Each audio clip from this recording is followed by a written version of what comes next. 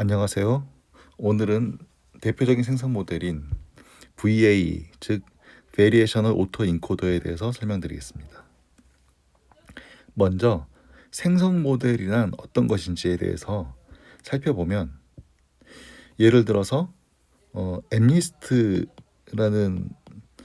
숫자 이미지 데이터셋이 있는데, MNIST 같은 경우에 이렇게 28 by 28의 사이즈의 이런 숫자가 적혀 있는 데이터 세트인데요. 이 경우에는 차원이 28 by 28의 차원수를 가지고 있겠죠. 이런 차원수에서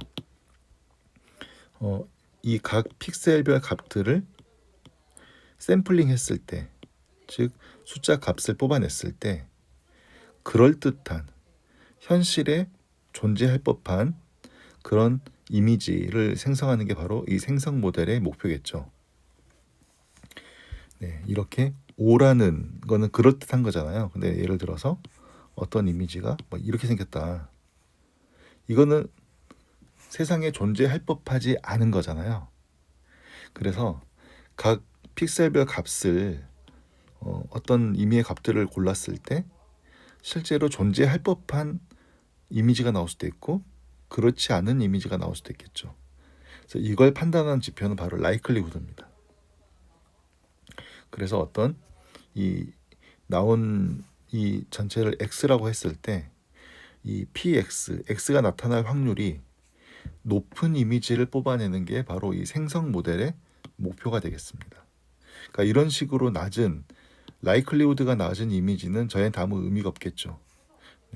이런 랜덤하게 샘플링 했을 때 이 px가 높은 이미지들을 뽑아내는 게 저희의 목표라고 할 수 있겠습니다. 그러면 이 데이터 공간에서, 그러니까 데이터 공간이란 이걸 얘기하는데요. 이 공간에서 바로 샘플링하는 게 어려운 이유에 대해서 살펴보겠습니다. 첫 번째는 이 희소라는 건데, 이 28 곱하기 28에서 실제 유의미한, 그러니까 이 likelihood가 높은 그런 조합을 샘플링할 확률이 얼마나 될 것인가. 예를 들어서 2차원에서 이런 샘플링을 하는 거하고 이런 28 곱하기 28에서 샘플링하는 거하고 누가 봐도 여기서 샘플링할 확률이 더 낮아지지 않겠습니까? 그러니까 전체 이 드넓은 공간에서 이 일부 영역에만 이런 데이터들이 모여져 있을 거란 얘기입니다. 즉 희소하다는 얘기죠. 스파스. 그래서 저희가 이런 전체 고차원 공간에서 유의미한 데이터를 생성해내는 게 훨씬 더 어려울 것이란 얘기입니다. 두 번째는 어떤 확률 분포를 가정하지 않았을 때는 저희가 더 어려울 겁니다. 이게 균등 분포일지, 가우시안 일지, 여러 가지 분포들이 있겠죠. 아니면 아무런 분포가 아닐 수도 있는, 그러니까 알려진 분포가 아닐 수도 있는 거고. 그래서 온갖 다양한 그 자유도가 높은 이런 분포에서 유의미한 값을 뽑아내는 건 더 어려울 것입니다. 예를 들어서 상대적으로 비교해 보면 이런 가우시안에서는 어떤 유형이 좀 일정해지는 거잖아요. 그러니까 샘플링이 훨씬 더 용이하겠죠. 그리고 가우시안 같은 경우에는 이 평균과 표준 분산만 알면 되는 분포이기 때문에 더 단순해지는 겁니다. 그래서 이렇게 데이터 공간에서 바로 샘플링해서 데이터를 만드는 건 어렵다, 그리고 비효율적이다라는 겁니다.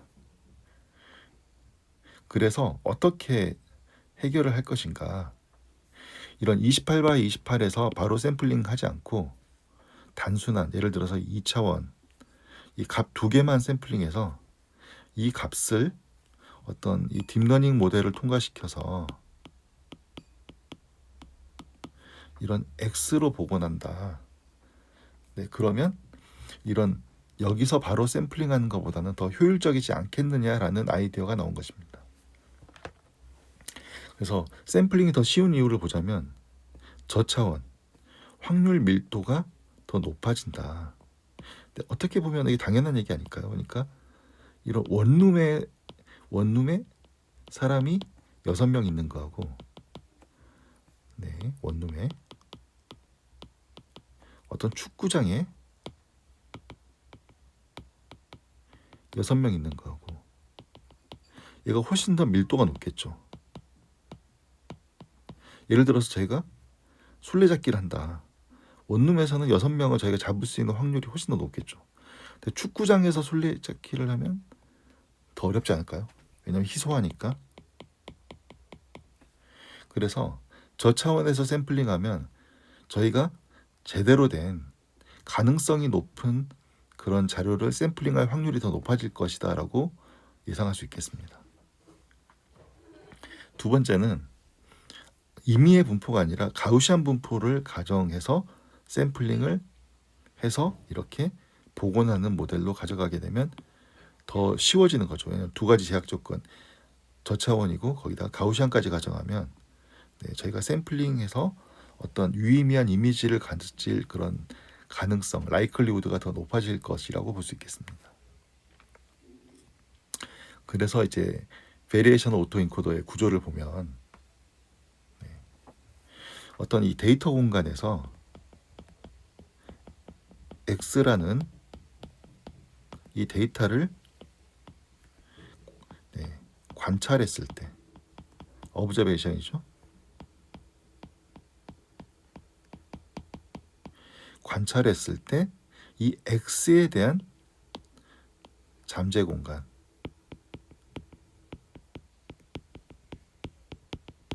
네, 레이턴트 스페이스죠. 이 X라는 잠재 공간의 확률 분포를 알아내는 겁니다. 그래서 이게 P, Z 기분 X인데, 네, 이걸 다른 말로 사후 분포라고 합니다. 파스테리아. 네. 왜냐하면 X를 관찰하고 난 이후에 확률이기 때문에 이거 사후 분포, 사후 확률이라고 합니다. 그래서 이 실제 데이터 공간에 해당되는 잠재 공간의 확률 분포를 알아내고 이 잠재 공간에서 샘플링을 하는 것입니다. 그 확률은 PZ가 되겠죠. 네. 왜냐하면 이런 잠재 공간에서 저차원의 잠재 공간 가우시안에서 확률 랜덤 샘플링 하는 게 더 라이클리후드가 높아질 가능성이 높기 때문에 하는 겁니다. 그리고 그러면 이 Z가 주어졌을 때 다시 X를 복원시키는 겁니다. 그러면 이런 식으로 데이터가 나오는 거죠. 그러니까 왜 이런 짓을 하느냐? 왜냐하면 여기서 바로 샘플링 할 수도 있지만 그건 너무 비효율적이니까 이렇게 공간을 확 축소해서 축소된 공간에서 샘플링해서 효율을 높이고 얘를 다시 원래 공간으로 복원시키면 생성 모델의 효율성이 더 좋아질 것이다 라는 겁니다. 그러면 이렇게 랜덤 샘플링한 확률 PZ와 복원할 이 PX 기분 Z를 곱하게 되면, 네, 이런 식으로 되겠죠. 그래서 이걸 다른 말로, 네, 잠재 공간 모델이라고 하거든요. 또 딥러닝이 들어가기 때문에 딥 레이턴트, 네, 디스트리뷰션 모델인가? 이거는 제가 확인해 보겠습니다. 네. 그래서 이런 식으로 이 입력이 두 가지가 들어가는 겁니다. X와 Z. 그러니까 실제 관찰한 변수 X와 잠재 변수 Z 이 두 개를 활용해서 이미지를 생성해내는 게, 네, 이 베리에이셔널 오토 인코더입니다. 그러면 여기서 한 가지 생각할 수 있는 게 이 X를 만들기 위해서 Z는 되게 다양한 경로로 해서 올 수가 있다는 겁니다. Z는 가우시안을 가정했잖아요. 그래서 여기서 뽑아서 X를 만들 수도 있고 여기서 뽑아서 X를 만들 수도 있고 여기서 뽑아서 X를 만들 수도 있고 그렇겠죠. 그러면 이 구조에서 베리에이션 오토 인코더의 어려운 점을 한번 보겠습니다. 저희의 목적은 이 디코더를 학습시키는 겁니다. 근데 이 디코더에 저희가 딥러닝 모델을 활용할 거거든요. 이 딥러닝 모델의 파라미터를 세타라고 한다면 이 디코더는 p 세타 x 기분 z라고 표현할 수 있고, 저희가 하고자 하는 목적은 이 세타를 찾아내는 겁니다. 그러려면 이 딥러닝 모델은 항상 목적 함수를 쓰잖아요. 이 목적 함수를 이용해서 확률적 경사하강법 같은 걸 활용해서 이 최적의 z를 찾아가야 되는데, 대부분 이 목적 함수로 로그 라이클리후드를 사용합니다. 엄밀하게는 이 로스 펑션이 돼야 되기 때문에 네거티브 로그 라이클리후드를 활용하겠죠. 어쨌든 저희가 라이클리후드를 알아야 학습할 수 있다는 겁니다. 그런데 앞에서 살펴봤던 이 생성 모델은 x와 z를 모두 다 활용하는 건데, 사실 저희가 관심 있는 건 px입니다. 이 이미지, 그럴듯한 이미지가 나타날 확률을 알아야 되는 건데, 그게 이 어떤 z의 경로, 임의의 경로가 아니라 z가 어떤 값이 되더라도 이 나타날 x 자체에 우리가 관심이 있는 거죠. 즉 마지널라이제이션이 필요한 겁니다. 그래서 이 px를 구하기 위해서는 모든 z에 대해서 적분을 해서 z를 소거시켜야 되거든요. 하지만 이것은 인트랙터블합니다. 왜냐하면 이 항을 풀어보면 px 기분 z pz dz가 되는데, z라는 게 멀티베리에이트 가우시안이거든요. 지금 저희는 2차원만 가정했지만 2차원만의 적분 2개죠. 근데 실제로는 더 차원수가 많을 겁니다. 그래서 각 차원에 대해서 다 적분을 하는데, 이 항 자체가 z가 여기에도 들어가 있고 여기에도 들어가 있습니다. 그래서 이걸 저희가 해석적으로, 즉 애널리티컬이라고 하죠. 클로즈드 폼 해를 구할 수 없기 때문에 이 수식을 통해서 이걸 푸는 것은 불가능합니다. 즉 인트랙터블합니다. 또한 저희의 목적이 어떤 x를 구했을 때 이 잠재 공간, 즉 사후 분포를 구해야 이 사후 분포에서 샘플링해서 이미지를 만들어낼 수가 있는데, 그럼 저희가 필요한 것도 이 사후 분포거든요. 그런데 이 사후 분포는 식이 이렇게 되죠. 정의에 따라서. 근데 px가 인트랙터블합니다. 따라서 저희가 이 데이터 공간에서 잠재 공간을 확률 분포를 알아내는 이 p, z 기분 x도 알아낼 수 없고, 또 라이클리후드 이 학습에 있어서 그 목적 함수로 활용될 이 라이클리후드도 알아낼 수가 없고, 즉 이 방법을 이용해서는 저희가 딥러닝 학습을 할 수 없다는 문제가 생깁니다. 그럼 어떻게 해결할 것인가? 저희는 두 가지 해결 방안을 찾아야 되는데요.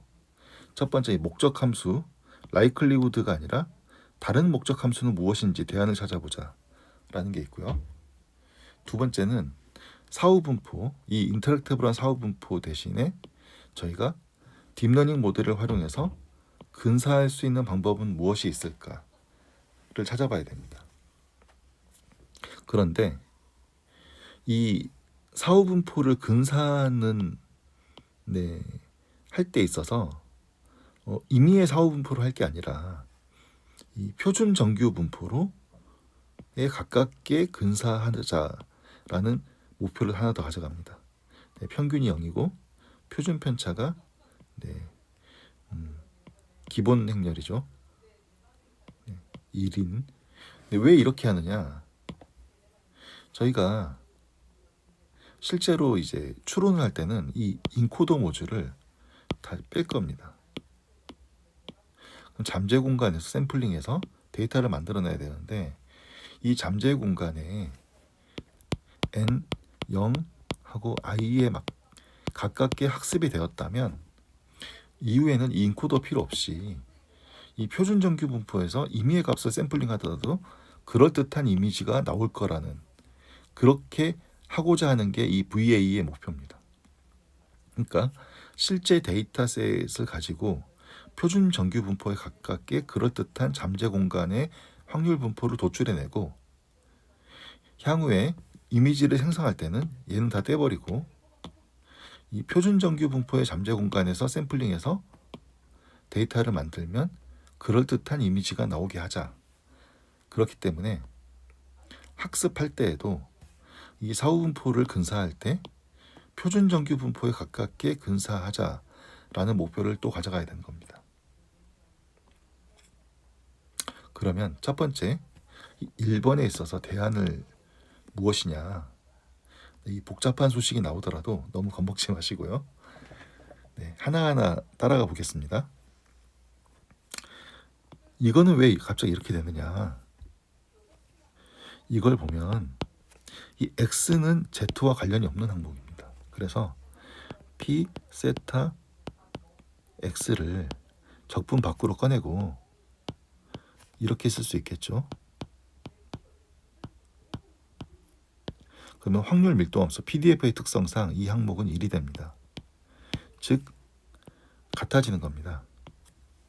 그래서 이렇게 관련이 없는 z라는 변수에 있어서 이 x를 가지는 항목을 이 안에 집어넣을 수가 있습니다. 네. 그럼 여기서 이 식은 어떻게 나오는지 보면 p 세타의 x에 일단 지금 설명할 때는 세타를 다 빼겠습니다. p x의 p z 기분 x는 p x z랑 같고요. 또 얘는 이렇게 쓸 수 있습니다. p z의 p x 기분 z. 따라서 px는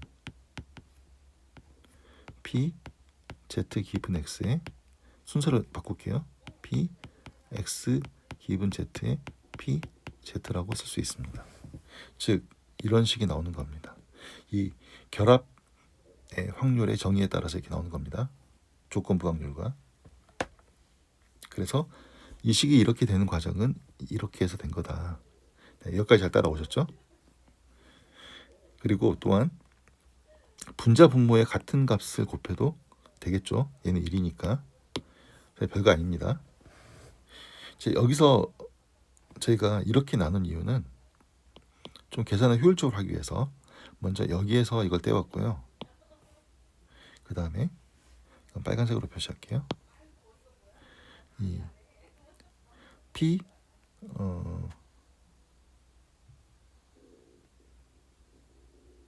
제가 하나 잘못 적었습니다. 오타가 있네요. 이게 x가 아니라 예. 이게 x가 아니라 z입니다. z. 네. 그래서 이 pz가 이렇게 내려온 거고 이 qz가 이 분모로 간 거고요. 이 qz가 여기로 간 거고 이 분모에 있는 이게 여기로 간 겁니다. 그래서 제 갈 길 잘 찾아갔습니다. 그러면 이 항목만 놓고 보면 이 로그 p 세타 x 기분 z를 qz에 대해서 가중평균에서 적분한 거기 때문에 이 qz에 대한 기대값이 되겠죠. 그 다음에 얘는 이 로그의 분자 분모를 바꾸면 앞에 마이너스가 붙습니다. 로그 p 세타 z의 로그 qz.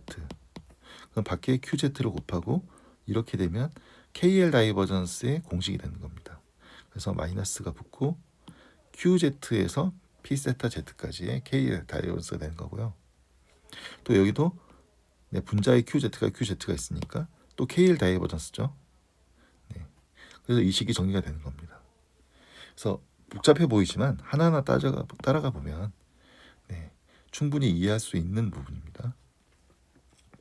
잘 모르시는 분들은 이 KL 다이버전스의 정의에 대해서 그리고 이 기대값의 정의에 대해서 한번 찾아보시면 좋겠습니다. 그러면 이 ELBO ELBO에 대해서 다시 한번 이제 보면 이 식에서 이 항을 좌변으로 옮겨 보겠습니다. 마이너스를 해서 이렇게 됐고, 그럼 우변에 남은 것은 이렇게 되겠죠. 그래서 저희는 하나 더 보면 이 KL 다이버전스는 항상 0보다 크거나 같습니다. 따라서 이 로그 P 세타 X는 이 식보다 항상 크거나 같죠. 저희가 이 P 세타 X를 likelihood라고 부르죠. 다른 말로는 evidence라고 부릅니다. 그러면 이 값은 이 값의 하한선이 되는 거죠. 그래서 evidence lower bound 라고 해서 ELBO 엘보라고 부르는 거죠. 팔꿈치가 아니라요. 즉 evidence lower bound. 그러니까 이 V에 있어서 가장 중요한 철학이 뭐냐면 likelihood가 인터랙터블해서 구할 수가 없어서 이걸 통해서 학습을 못하니까 그 하한선을 극대화시키면 간접적으로 이 likelihood가 극대화될 것이다. 그러니까 얘를 직접적으로 최적화하지는 못하고 그 하한선을 최적화하자는 게 이 VA의 핵심 철학입니다. 핵심. 그러면 하나 따져볼게. 얘는 아까 인터랙터블 하다 그랬는데 얘는 왜 인터랙터블 하냐? 아까 봤었죠? 이 사후분포가 인터랙터블 하니까. 그러면 이 두 개 항목은 트랙터블 하냐? 그럼 따져볼게요.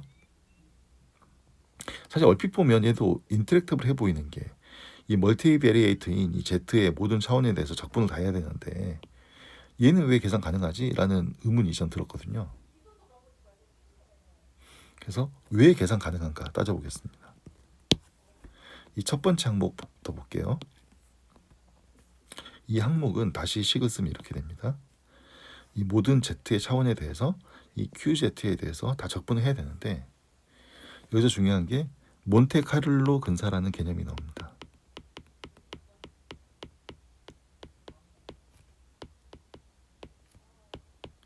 이 말은 되게 어려운데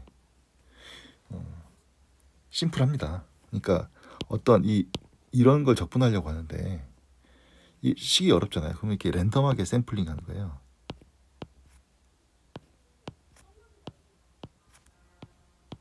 이 랜덤하게 샘플링해서 최대한 많이 이 값들을 다 더해서 평균을 내는 겁니다. 그걸 비슷한 값이라고 가정하는 겁니다. 이때 이 표현이 없어졌잖아요. 이건 여기로 온 겁니다. 이 ZI들은 이 QZ에서 샘플링, 랜덤하게 샘플링해서 L개만큼 샘플링해서 평균을 낸 걸 이 적분과 비슷하다라고 간주하자라는 게 바로 몬테카를로 어프락시메이션입니다. 간단하죠? 왜 몬테카를로라고 했냐라고 보니까 이 몬테카를로에 카지노가 있대요. 그래서 몬테카를로라고 한다고 하네요. 그런데 실제로 VA에서는 이 L을 1로 설정합니다. 이 L의 의미가 뭔지 보면 저희가 어떤 이 이미지 X를 만들기 위해서 Z에서 샘플링 하잖아요. 이 샘플링을 몇 번 할 것인가가 바로 L입니다. 그래서 L이 1이란 얘기는 이 특정 이미지 X에 대해서 한 번만 샘플링해서 이 로스 펑션을 계산한다는 거고 목적 함수를 L이 10이라는 건 총 10번을 샘플링한다는 의미입니다. 이게 다른 논문에서 보니까 L을 크게 만들면 이 분산이 너무 커져서 비효율적이라는 얘기가 있더라고요. 그래서 실제 식에서는 이 복잡한 식이 이렇게 단순한 식으로 바뀌는데 그 의미에 대해서 이렇게 이해를 하셔야 됩니다. 이 몬테카를로 어프락시메이션을 써서 이렇게 바뀌는데 이 L조차도 바로 1로 해버려서 이 단일한 식이 나오는데 이 두 개가 왜 같은지 처음에 보면 이해가 안 되거든요. 근데 이 과정을 거쳐왔다는 겁니다. 그래서 앞으로 제가 ELBO를 구할 때는 이 식을 쓰는 겁니다. 그래서 트랙터블한 거죠. 그러니까 이거 자체가 트랙터블한 건 아닙니다. 몬테카를로 어프락시메이션 했기 때문에 트랙터블해진 겁니다. 그 다음엔 저희가 해결해야 될 두 번째 항은 바로 이거죠. 여기서 아까 설명 안 드렸던 특징이 있는데 이런 특성을 가지고 있기 때문에 이 임의의 임의의 이 Q PDF를 넣어도 이 식은 항상 성립한다는 얘기입니다. 이 과정은. 그래서 이 QZ 자리에는 아무거나 들어갈 수가 있어요. 왜냐하면 X는 얘랑 아무 관련이 없기 때문에 얘가 1이기만 한 어떤 형태의 PDF라도 다 상관없는 겁니다. 그래서 저희가 이번에 어떻게 할 거냐면 이 식에서 이 QZ 자리에 다른 걸 넣을 겁니다. Q 파이 Z 기분 X. 왜 굳이 이걸 넣냐? 미리 설명드리면 사실 이게 인코더입니다. 인코더의 파라미터는 파이고요. 그러니까 어차피 임의의 Q를 넣을 수 있다면, PDF를 넣을 수 있다면 우리가 인코더로 쓸 그 수식을 여기 넣자는 겁니다. 네, X를 넣었을 때 나올 Z, 조건부 확률로 넣고요. 그래서 이왕 아무거나 되는 거 인코더를 넣어보는 겁니다. 근데 인코더의 특징을 보면 표준 정규 분포 가우시안이 하는데 이게 평균이고요.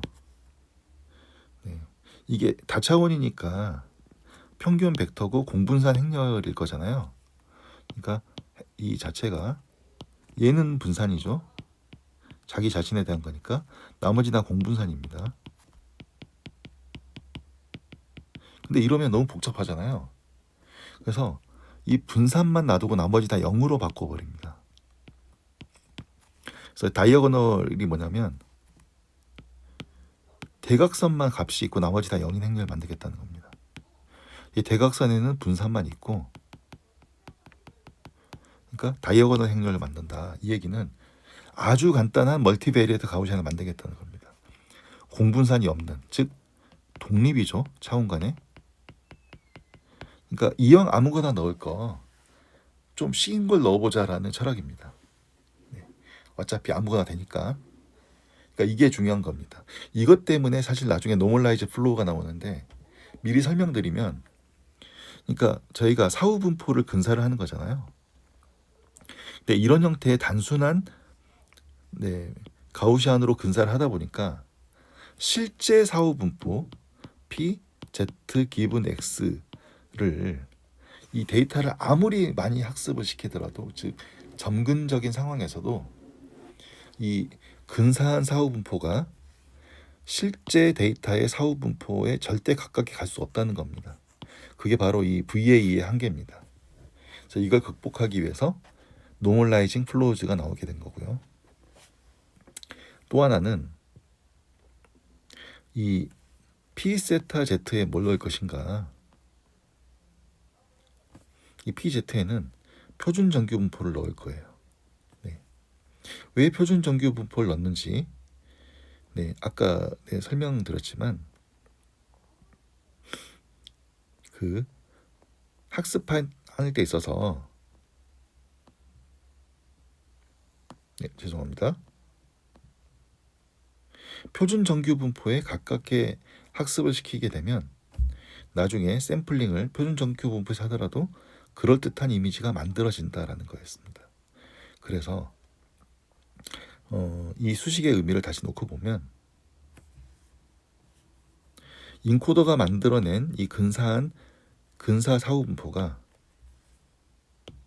근사한 거죠. 어프락시메이션. 이 표준 정규 분포에 가깝게 하자. KL 다이버전스를 작게 만들자라는 목적입니다. 그런데 여기는 보면 이 Q5도 표준 정규 가우시안이고 여기는 PZ도 가우시안이에요. 그래서 이렇게 가우시안과 가우시안 간의 KL 다이버전스는 이렇게 직접 풀 수가 있습니다. 클로즈드 폼으로. 네. 그래서 사실 이 항목 자체도 인터랙터블한 항이지만 이 Q와 P가 모두 다 가우시안인 상황에서는 이런 해가 나온다는 얘기입니다. 사실 이 해의 유도 과정은 관심 있는 분들은 찾아보시고요.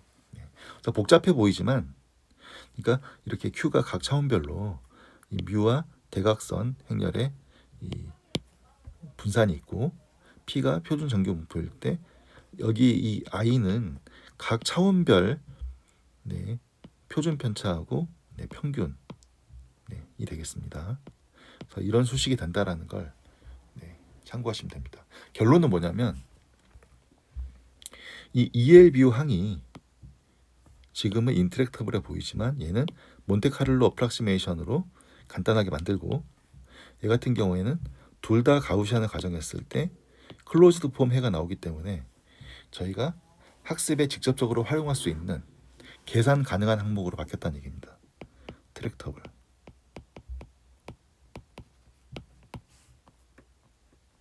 그래서 지금까지 설명드린 걸로 1번 항목을 해결했습니다. 그럼 이제 2번 항목을 해결해야 되죠. 이 사후 분포를 근사해야 되는데 벌써 답은 나왔습니다.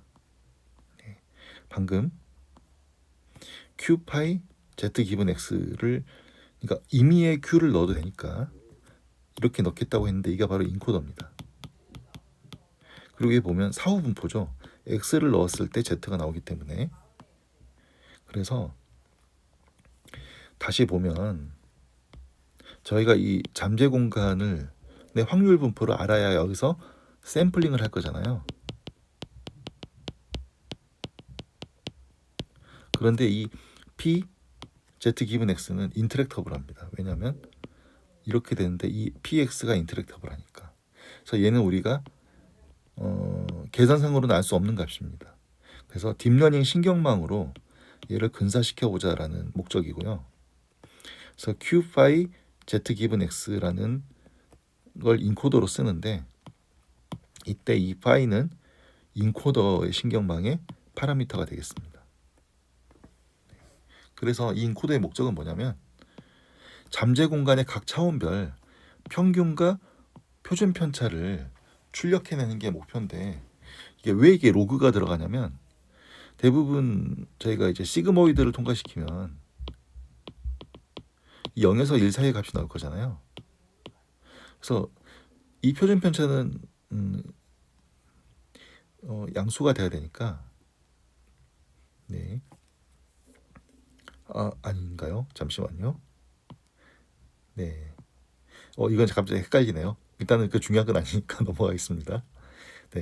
저 궁금하신 분들은 꼭 원인을 찾아보시고요. 어쨌든 뱉어내는 건 이 평균과 표준 편차의 로그를 씌운 값이다라는 겁니다.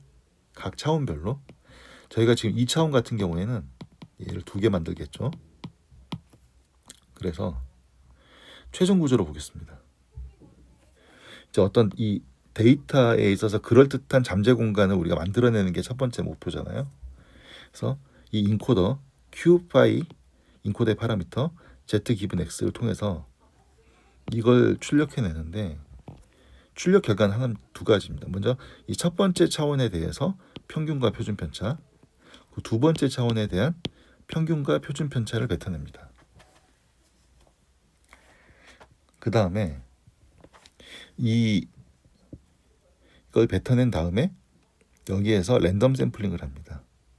랜덤 샘플링 하는데 가우시안 분포로 가정을 합니다. 이 평균 표준 편차, 평균 표준 분차의 이 가우시안에서 값을 추출해냅니다.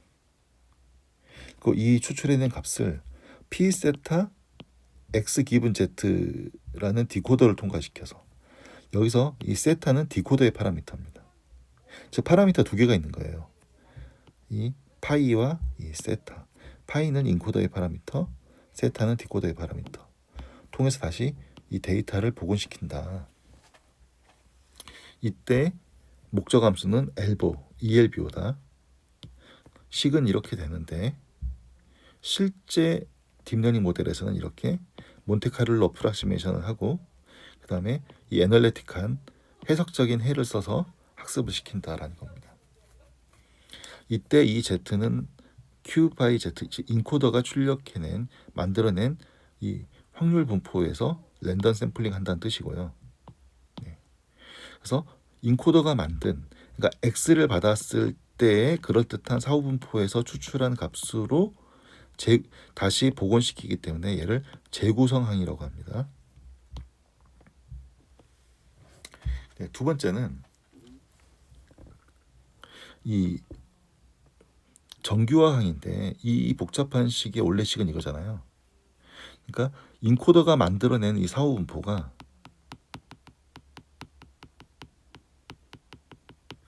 이 P세타 Z, 아까 표준 정규 분포로 쓴다 그랬죠.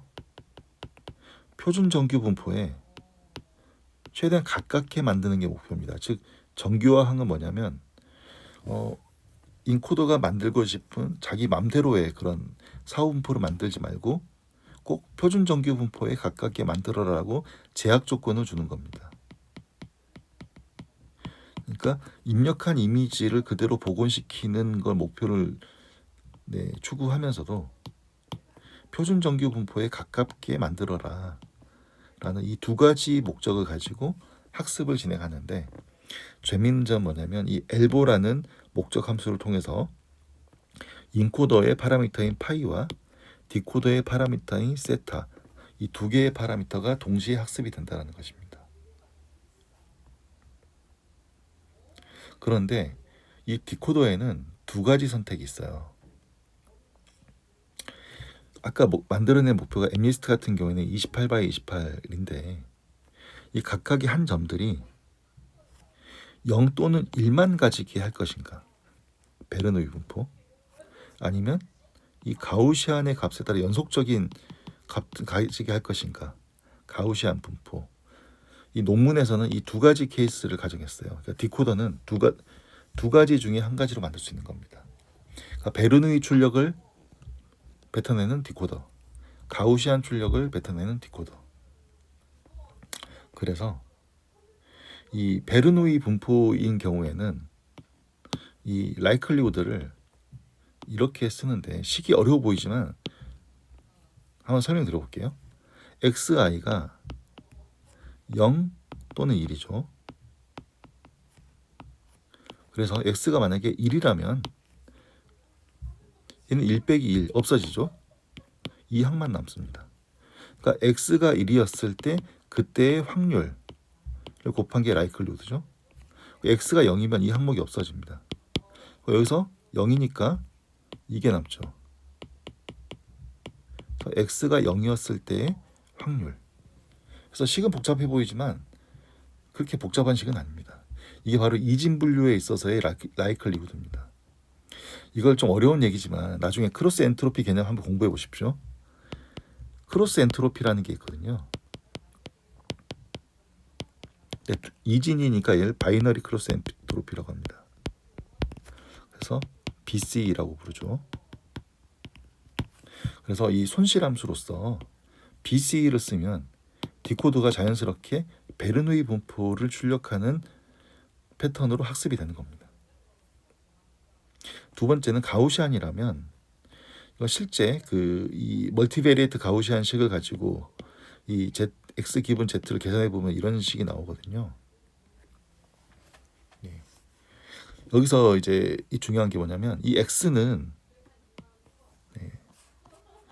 뭐냐면 이 x는 저희가 입력한 데이터입니다. 이 뮤는 뭐냐면 디코더가 봤을 때, 그러니까 이 확률적인 출력이거든요. 그러니까 디코더 봤을 때 이 출력의 평균입니다.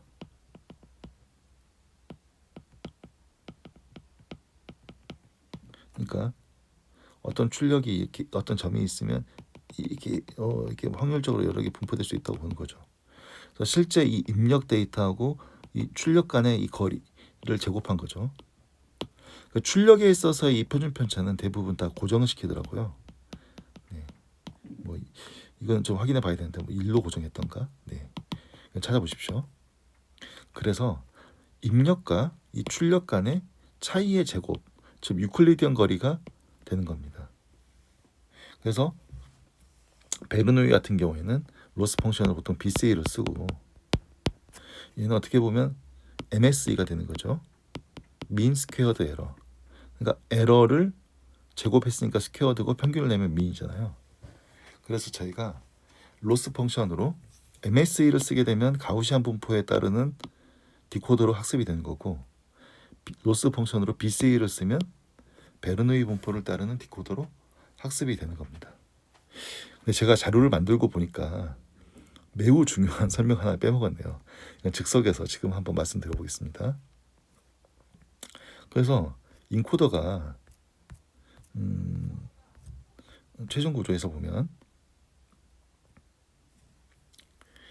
인코더가 만든 이 평균과 표준 편차, 여기에서 샘플링해서 이렇게 포워드 프로세스가 진행되는데, 순방향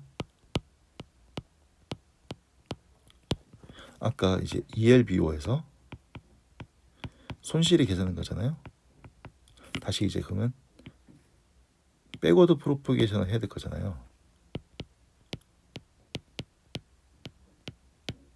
그러면 지금 이 평균과 표준 편차에서 랜덤하게 샘플링을 했어요.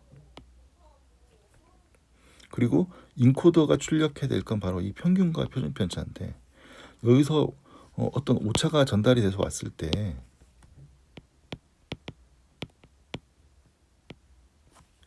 이 평균과 표준 편차를 업데이트해야 되는데, 이 분포를 가정해서 랜덤하게 뽑아낸 이 결과 가지고 디코더로 넘어가는데, Z가 여기서 얘를 어떻게 업데이트 할 것인가, 이 난감하거든요.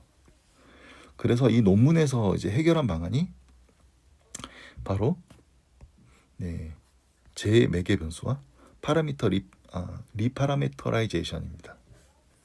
그러니까 쉽게 설명드리면,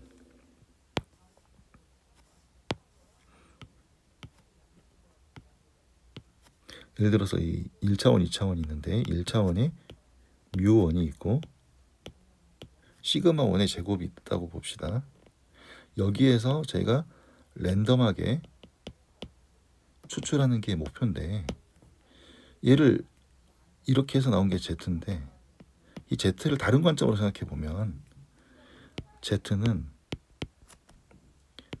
뮤 더하기 엡실론의 시그마 1의 제곱이라고 볼 수도 있을 겁니다. 시그마 1의 제곱이 아니죠. 여기서는 시그마 1이라고 볼 수도 있을 겁니다. 그리고 이 엡실론은 표준 정규 분포에서 나온 겁니다. 이게 무슨 말이냐면, 이 뮤가 평균이죠. 그리고 이 차이가 엡실론이죠. 시그마죠. 그러니까 뮤 중심으로 놓고 이 몇 시그마, 6 시그마 이런 게 있잖아요. 이 엡실론 값에 따라서 이 좌우로 왔다 갔다 할 거잖아요. 평균을 가지고 표준 편차 배수만큼.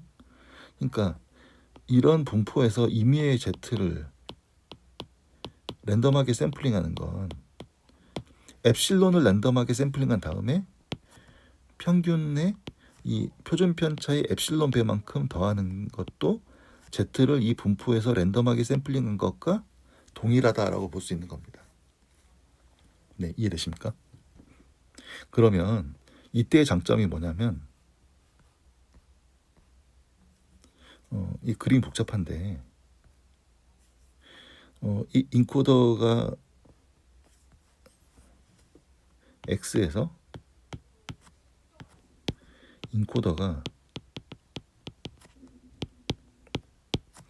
뮤1과 시그마 1이라는 이 출력을 뱉어냈고, 여기에서 표준 정규 분포에서 엡실론을 추출해서 Z1은 뮤1 더하기 엡실론 곱하기 시그마 1이라고 해서 이 값을 디코더로 넘기는 겁니다. 그럼 디코더에서는 이제 또 어떤 로스가, 그레디언트가 전달이 되죠. 그러면 이 뮤1에 대해서는 네, 편미분을 하면 1이 되는 거죠. 뭐 i라고 해야 되나? 네. 그 다음에 시그마 1에 대해서 Z1을 편미분하면 엡실론이 되는 거죠. 즉 미분이 가능해집니다. 그래서 그레디언트를 계속 전달할 수 있게 되는 겁니다. 즉 Z라는 걸 어떤 랜덤하게 샘플링한다는 걸 Z 자체를 랜덤하게 뽑자 이렇게 했을 때는 그레디언트 계산이 안 되는데 발상을 바꿔서 엡실론을 랜덤하게 뽑고 그걸 평균과 표준 편차로 조합한 걸 Z라고 하자고 한다면 이렇게 평균과 표준 편차에 대해서 미분이 가능해집니다. 그래서 전체적으로 백워드 프로포게이션이 가능해지면서 이 엘보에 의한 딥러닝 학습이 가능해진다. 이게 바로 이 논문의 핵심 파라미터, 핵심 개념, 이 파라미터 리파라미터라이제이션이고요. 여기까지 하게 되면 VA에 대한 설명은 다 마치게 된 것 같습니다. 네, 감사합니다.